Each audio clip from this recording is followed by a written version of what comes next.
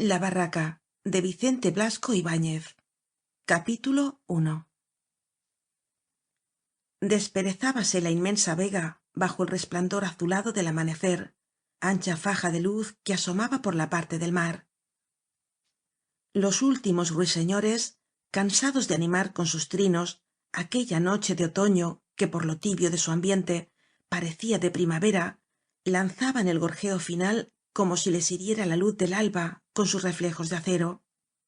De las techumbres de paja de las barracas salían las bandadas de gorriones como tropel de pilluelos perseguidos, y las copas de los árboles estremecíanse con los primeros jugueteos de aquellos granujas del espacio que todo lo alborotaban con el roce de su blusa de plumas. Apagábanse lentamente los rumores que poblaban la noche, el barboteo de las acequias, el murmullo de los cañaverales, los ladridos de los mastines vigilantes. Despertaba la huerta, y sus bostezos eran cada vez más ruidosos. Rodaba el canto del gallo de barraca en barraca. Los campanarios de los pueblecitos devolvían con ruidosas badajadas el toque de misa primera que sonaba a lo lejos en las torres de Valencia, azules, esfumadas por la distancia, y de los corrales salía un discordante concierto animal, relinchos de caballos, mugidos de mansas vacas, cloquear de gallinas, balidos de corderos, ronquidos de cerdos, el despertar ruidoso de las bestias que al sentir la fresca caricia del amanecer cargada de acre perfume de vegetación deseaban correr por los campos. El espacio se empapaba de luz, disolvíanse las sombras como tragadas por los abiertos surcos y las masas de follaje, y en la indecisa neblina del amanecer iban fijando sus contornos húmedos y brillantes las filas de moreras y frutales, las ondulantes líneas de cañas, los grandes cuadros de hortalizas semejantes á enormes pañuelos verdes, y la tierra roja cuidadosamente labrada. En los caminos marcábanse filas de puntos negros inmovibles como rosarios de hormigas que marchaban hacia la ciudad. Por todos los extremos de la vega sonaban chirridos de ruedas, canciones perezosas interrumpidas por el grito arreando las bestias, y de vez en cuando, como sonoro trompetazo del amanecer, rasgaba el espacio un furioso rebuzno del cuadrúpedo paria, como protesta del pesado trabajo que caía sobre él apenas nacido el día. En las acequias conmovíase la tersa lámina de cristal rojizo con sonoros chapuzones que hacían callar á las ranas y ruidoso batir de alas, y como galeras de marfil avanzaban los ánades, moviendo cual fantásticas proas sus cuellos de serpiente. La vida, que con la luz inundaba la vega, penetraba en el interior de las barracas y alquerías. Chirriaban las puertas al abrirse, veíanse bajo los emparrados figuras blancas que se desperezaban con las manos tras el cogote mirando el iluminado horizonte. Quedaban de par en par los establos, vomitando hacia la ciudad las vacas de leche, los rebaños de cabras, los caballejos de los estercoleros. Tras las cortinas de árboles enanos que cubrían los caminos vibraban cencerros y campanillas, y entre el alegre cascabeleo sonaba el enérgico arre-aca, animando á las bestias reacias. En las puertas de las barracas saludábanse los que iban hacia la ciudad y los que se quedaban á trabajar los campos. Bon día nos done Déu. Bon día. Y tras este saludo, cambiado con toda la gravedad de gente campesina que lleva en sus venas sangre moruna y sólo puede hablar de Dios con gesto solemne, se hacía el silencio si el que pasaba era un desconocido, y si era íntimo se le encargaba la compra en Valencia de pequeños objetos para la mujer o para la casa. Ya era de día completamente. El espacio se había limpiado de las tenues neblinas, transpiración nocturna de los húmedos campos y las rumorosas acequias. Iba á salir el sol. En los rojizos surcos saltaban las alondras con la alegría de vivir un día más, y los traviesos gorriones, posándose en las ventanas todavía cerradas, picoteaban las maderas diciendo á los de adentro con su chillido de vagabundos acostumbrados á vivir de gorra: arriba, perezosos, a trabajar la tierra para que comamos nosotros. En la barraca de tóni conocida en todo el contorno por Pimentó, acababa de entrar su mujer Pepeta, una animosa criatura de carne blancuzca y flácida en plena juventud, minada por la anemia y que era sin embargo la hembra más trabajadora de toda la huerta. Al amanecer estaba ya de vuelta del mercado. Levantábase a las 3, cargaba con los cestones de verduras cogidas por Tóni en la noche anterior, entre reniegos y votos contra una pícara vida en la que tanto se trabaja, y a tientas por los senderos, guiándose en la oscuridad como buena hija de la huerta, marchaba a Valencia, mientras su marido, aquel buen mozo que tan caro le costaba, seguía roncando en el caliente estudi, bien arrebujado en las mantas del camón matrimonial. Los que compraban las verduras al por mayor para revenderlas conocían bien á aquella mujercita que antes del amanecer estaba ya en el mercado de Valencia, sentada en sus cestos, tiritando bajo el delgado y raído mantón, mirando con envidia, de la que no se daba cuenta, á los que bebían una taza de café para combatir el fresco de la mañana, esperando con paciencia de bestia sumisa que la diesen por las verduras el dinero que se había fijado en sus complicados cálculos para mantener á Tóni y llevar la casa adelante. Después de la venta, otra vez hacia la barraca, corriendo apresurada para salvar una hora de camino. Entraba de nuevo en funciones para desarrollar una segunda industria, tras las verduras, la leche, y tirando del ronzal de la rubia vaca que llevaba pegado al rabo, como amoroso satélite, el juguetón ternerillo volvía á la ciudad, con la varita bajo el brazo y la medida de estaño para servir á los parroquianos. La rocha, que así llamaban á la vaca por sus rubios pelos, mugía dulcemente, estremeciéndose bajo la gualdrapa de arpillera, herida por el fresco de la mañana, volviendo sus ojos húmedos hacia la barraca que se quedaba atrás con su establo negro, de ambiente pesado, en cuya olorosa paja pensaba con la voluptuosidad del sueño no satisfecho.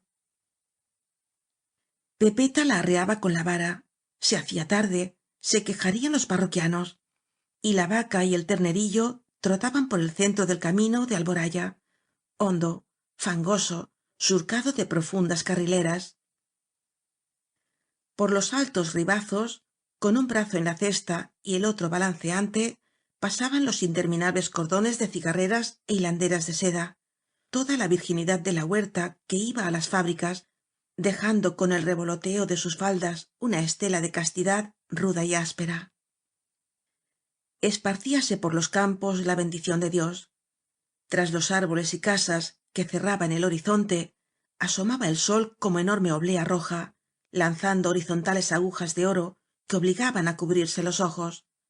Las montañas del fondo y las torres de la ciudad tomaban un tinte sonrosado. Las nubecillas que bogaban por el cielo colorábanse como madejas de seda carmesí. Las acequias y los charcos del camino parecían poblarse de peces de fuego. Sonaba en el interior de las barracas el arrastre de la escoba, el chocar de la loza, todos los ruidos de la limpieza matinal.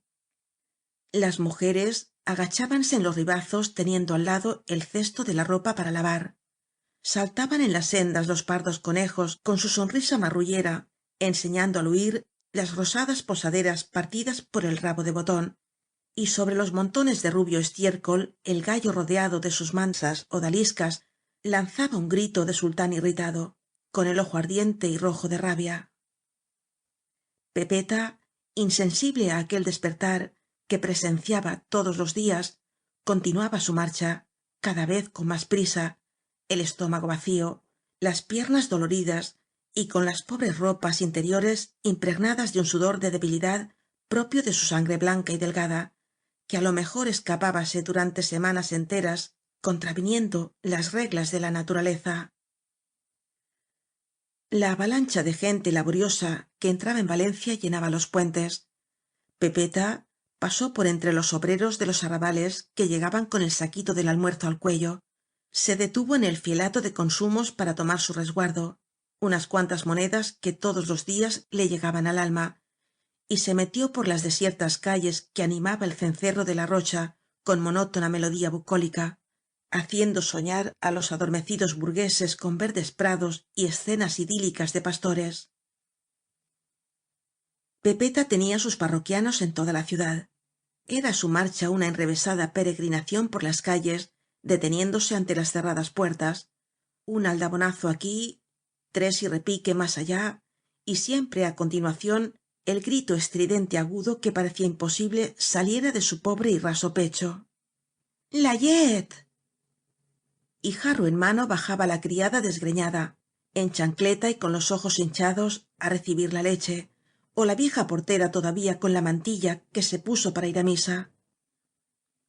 A las 8 quedaban servidos todos los parroquianos. pepeta estaba cerca del barrio de pescadores.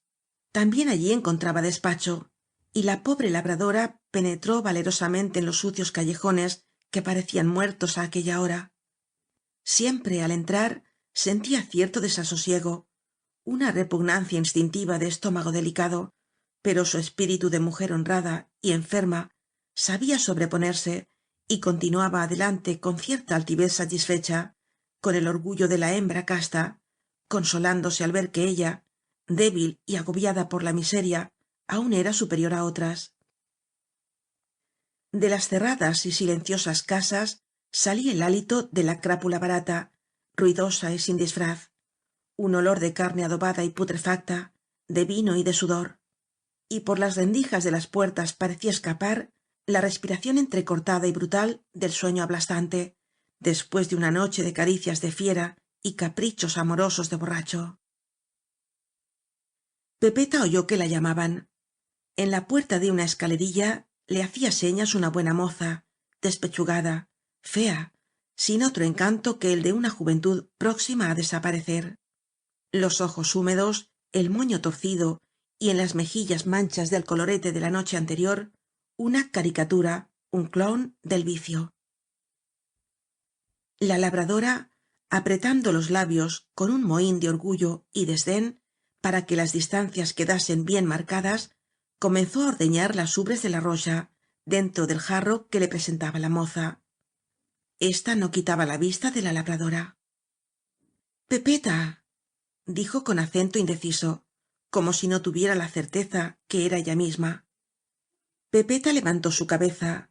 Por primera vez fijó sus ojos en la mujerzuela y también pareció dudar. rosario, ¿eres tú? Sí, era ella.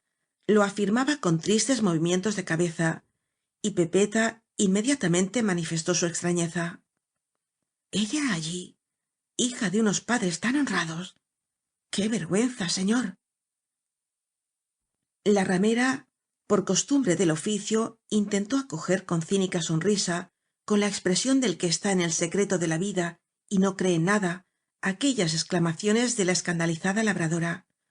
Pero la fija mirada de los ojos claros de pepeta pareció avergonzarla y bajó la cabeza como si fuese á llorar.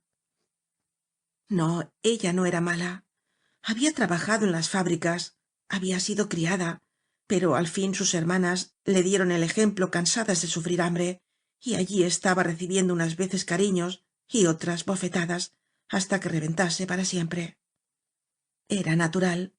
Donde no hay padre y madre, la familia termina así. De todo tenía la culpa el amo de la tierra, aquel don Salvador, que de seguro ardía en los infiernos. ¡Oh, ladrón! ¿Y cómo había perdido á la familia?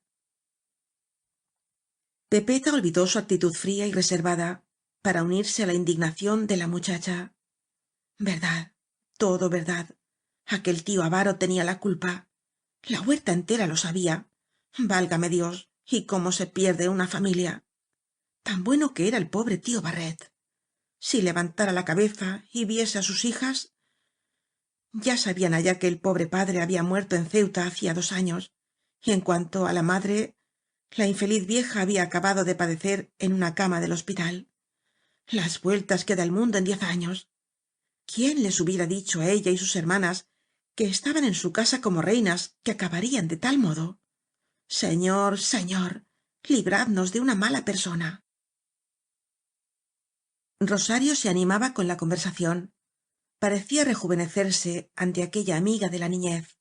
Sus ojos, antes muertos, chispeaban al recordar el pasado. ¿Y su barraca? ¿Y las tierras? Seguían abandonadas, ¿verdad? Aquello le gustaba, que reventaran, que se hicieran la santísima los hijos del pillo de don Salvador. Era lo único que la consolaba. Estaba muy agradecida a Pimentó y a todos los de allá porque habían impedido que otros entrasen a trabajar lo que de derecho pertenecía a la familia. Y si alguien quería apoderarse de aquello, ya era sabido el remedio. ¡Pum! Un escopetazo que le deshiciera la cabeza. La moza enardecíase. Brillaban sus ojos con chispas de ferocidad.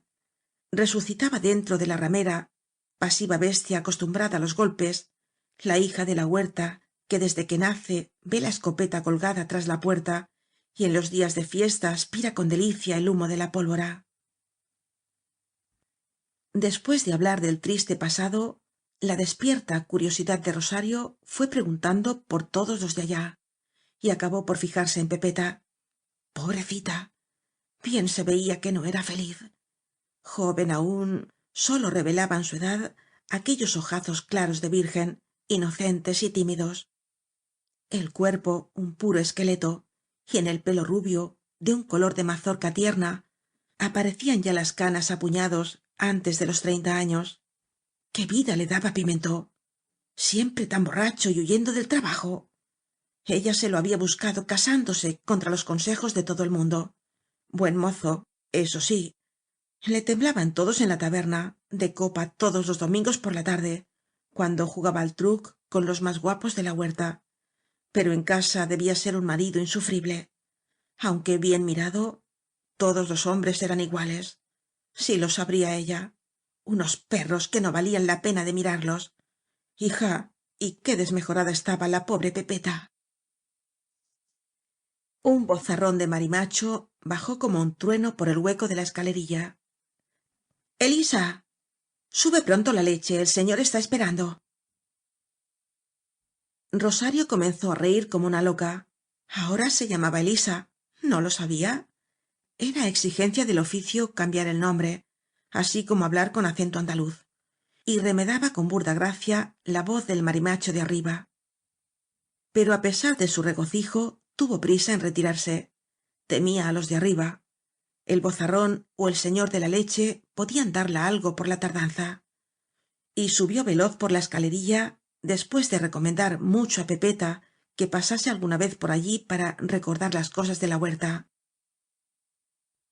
El cansado esquilón de la Rocha repiqueteó más de una hora por las calles de Valencia. Soltaron las mustias ubres hasta la última gota de leche insípida, producto de un mísero pasto de hojas de col y desperdicios, y por fin Pepeta emprendió la vuelta á su barraca. La pobre labradora caminaba triste y pensativa. La había impresionado el encuentro.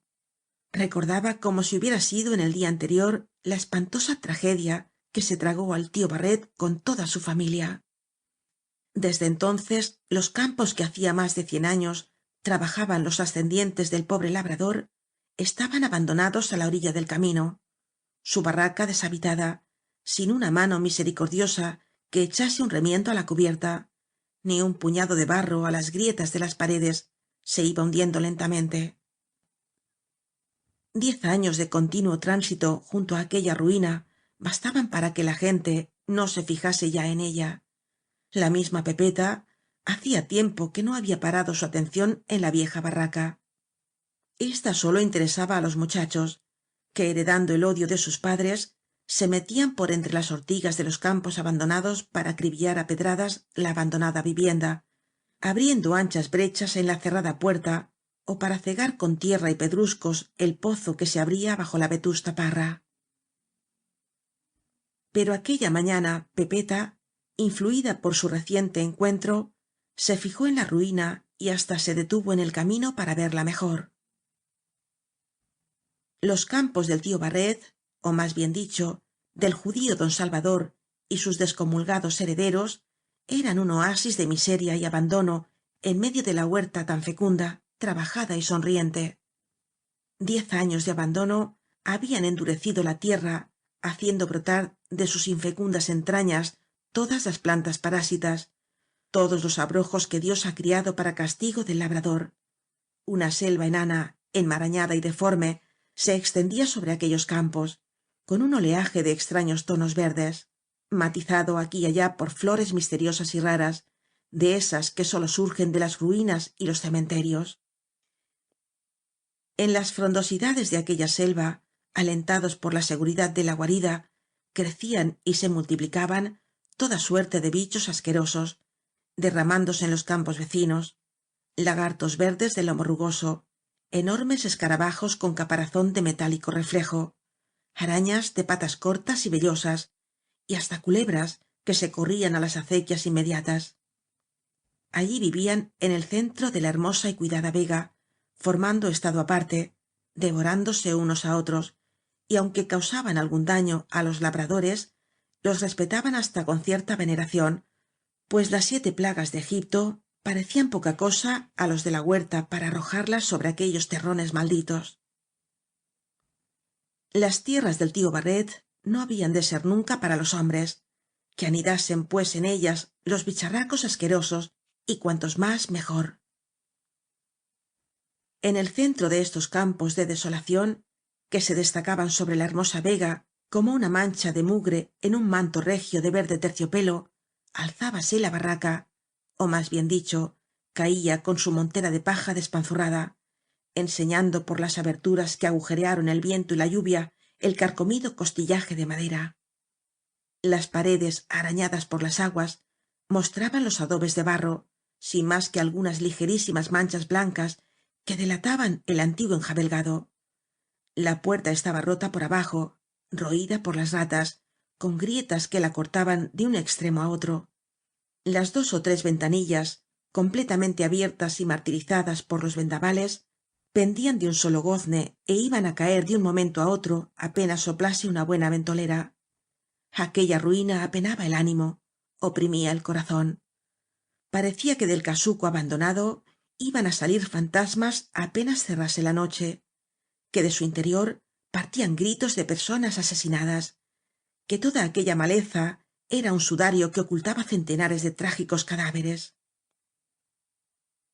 Cosas horribles era lo que inspiraba la contemplación de los campos abandonados, y su tétrica miseria aún descollaba más con el contraste de las tierras que los rodeaban, rojas, bien cuidadas, con sus correctas filas de hortalizas, y sus arbolillos, á cuyas hojas daba el otoño una transparencia acaramelada.